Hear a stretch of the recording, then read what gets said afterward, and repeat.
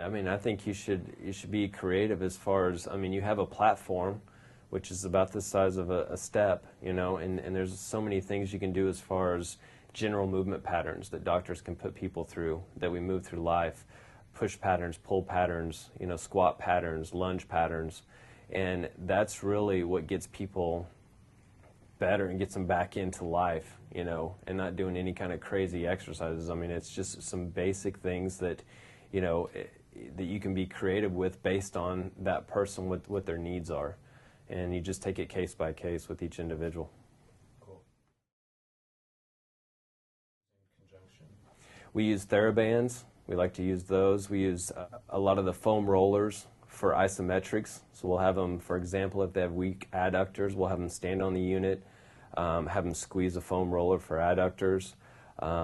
We have them do a lot of passive stretching, which is safe on there for them when they're when that vibration's, you know, with the right amplitude and the right vibration.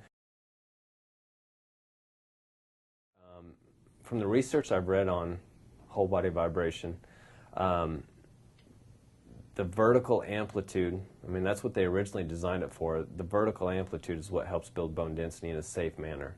You know, when they first came up with vibration, it was used in, you know, the space program. So to maintain bone density under zero gravity. So that's what they originally designed it for, and they got the research on that. Some of our clients that are trying to maintain bone density or build bone density, we have them stand on the unit 3 to 4 times a week for 5 minutes, straight up and down, around 25, 30 hertz.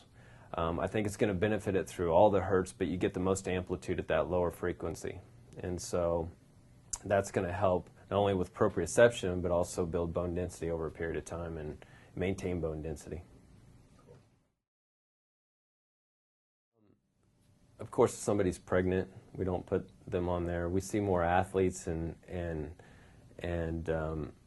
acute injuries, so we have to be careful about, you know, if they have a, you know, a disc that may be inflamed or, you know, maybe too much. You have to be careful about the amplitude, and that's, you know, depending on the injury is really kind of what it comes down to. But for the most part, I mean, there's very few contraindications, you know, to using the PowerVibe, so we just take it case by case with each individual.